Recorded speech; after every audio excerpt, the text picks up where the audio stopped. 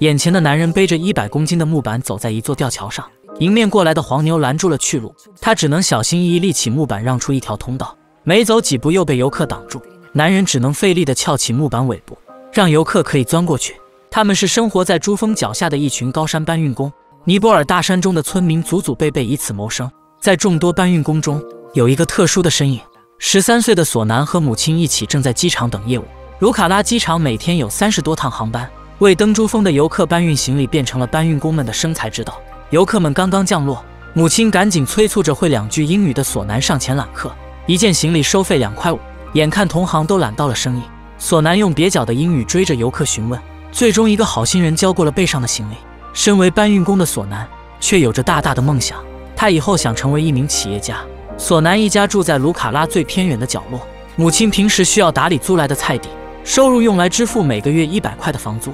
同龄人孩子都在读书，放学后可以自由玩耍，但工作一天的索南回到家还需要干活，他需要走上很远才能取到每日用水。绳子勒在额头上，用颈部和腰部来承受重量，20斤的水他已经背了5年。土豆是一家人每日的食物，简单用清水煮熟就可以食用。自从5年前父亲受伤丢掉了搬运工的工作，生活才开始变得这样拮据。自那以后，父亲每日都在外面喝得一身酒味才回家。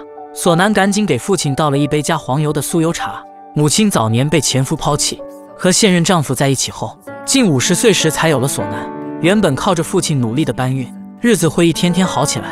但在索南5岁那年，父亲在背着货物上山时产生了高反，穿着拖鞋的脚也被冻伤，不得已被切掉了脚趾。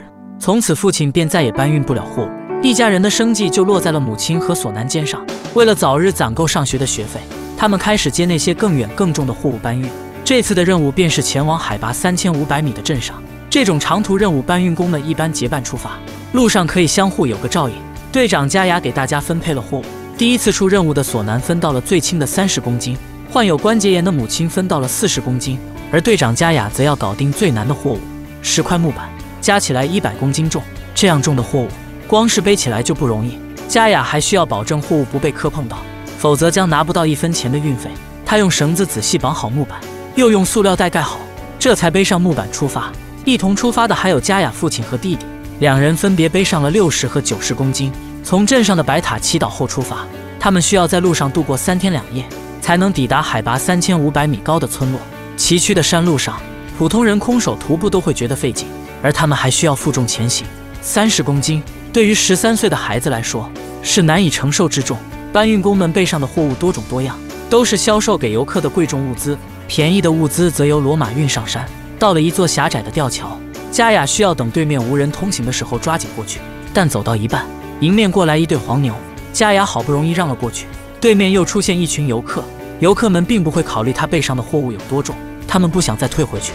过了吊桥也并非一帆风顺，狭窄的山道上需要时刻注意木板不会剐蹭到岩壁上。加雅每当坚持不下去的时候，便会想到在老家的女儿，感觉浑身又充满了力气。下雨的时候，他们要将货物包裹得严严实实。靠着路边休息时，卢克曼不小心弄断了水管，一身的衣服鞋子全被淋湿，他只能换上拖鞋继续上路。海拔越高，天黑来得越来越早，众人已经疲惫不堪，他们需要尽快找地方休息。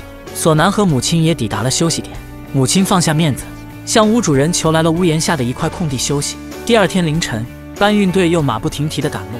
在过桥时，加雅背上的门板被卡住，差一点要摔在地上，好在有好心的游客帮忙才渡过难关。休息时，排队坐在路边的搬运工成了这里一道特殊的风景。懂事的索南脸上始终挂着笑容，但这却让母亲越发痛心。距离目的地更近了一步，加雅队长的送货地到了。这些年，加雅背上来的建材足够搭建50间房子，但没有一栋是属于他的。他交付了货物，100公斤的货物，买家支付了130元。这样的任务，他需要跑10次才够1个月的生活。没有休息时间，他又要去追上前面的队伍。在前往目的地的路上，这座200米高、100米长的吊桥是最大的挑战。河谷间的大风好似要把人吹走，这是罗马都不敢走的险道。母亲为儿子引路，走在最前面，索南跟在后面。一阵劲风袭来，索南不自主打了一个趔趄，让人不禁为其捏把汗。过桥后，索南感觉自己腿都软了，吓得流出了眼泪。但没过多久，母亲落后在后面了，关节炎让他的膝盖疼得厉害。同行的卢克曼想要帮他分担一部分，但母亲的自尊让他拒绝了好心，毕竟大家都是出来挣钱的，他不想拖后腿。为了努力跟上不掉队，走得越急他越痛苦。从他生完孩子几天后开始走这条路，如今已经60岁了，他不知道还能走多久，但他始终咬牙坚持着。他想早点攒够钱送儿子去上学，身体的痛楚和精神的强撑激烈抗争着。母亲没忍住哭了出来。成年人的崩溃往往就在一瞬间。下坡路实在太难走了，但为了儿子，他一刻也没停下来。一行人都在等着母亲跟上，看到磨磨蹭蹭的母亲才跟上来。索南感觉有些丢脸，但又有些心疼。他递过一瓶饮料，又独自匆匆上路。既然帮不上忙，还不如不看，但却又一路走走停停，看母亲跟上来没有。对游客来说，这是一条锻炼徒步的幸福之路，但对母子俩来说，这是他们的求生之路。他们不知道还要走多少趟才能去到学校读书。晚上，疲惫不堪的母子俩抵达了村子内。要强的少年非常矛盾，如果母亲没有腿疼，大家就能早早抵达休息，但同时又心疼母亲还要受苦。索南一直强忍着的泪水终于夺眶而出。第一次攀登喜马拉雅山，让他充分体会到了生活的艰难。索南一直哭了许久，母亲心疼不已。晚上，母亲花重金找了一处住所，他们可以看电视，吃上儿子喜欢的饭菜。这一晚，两人谁都没说话。第二天出发前，母亲又把索南的货物分担了一些。虽然不可能照顾他一辈子，但他想尽力照顾他每一次。海拔来到3000米，身上的货物好似变成1000万斤重，氧气含量变低，随时有可能产生高反。卢克曼3天来一直穿着拖鞋，虽然很艰难，但他希望货主人能经常让他搬货。整整走了3天，在身体最后的极限，他们抵达了目的地。海拔3440米的南极巴扎是前往珠峰大本营之路上的一处贸易中心。他们要在收市之前交付货物，市场所有出售的商品全靠搬运工从山下搬上来。父子3人这一趟的工资每人160元。索南母子俩的货物较轻，2人加起来160元，而上学的学费需要5000元，这还远远不够。卸掉货物，母子俩一身轻松地逛市场。母亲看上了一条裙子，但需要37元，她不舍得花钱，最终只给儿子买了一条裤子。这条裤子几乎花掉了这趟1/4收入。下山时，他们又背上了新的货物。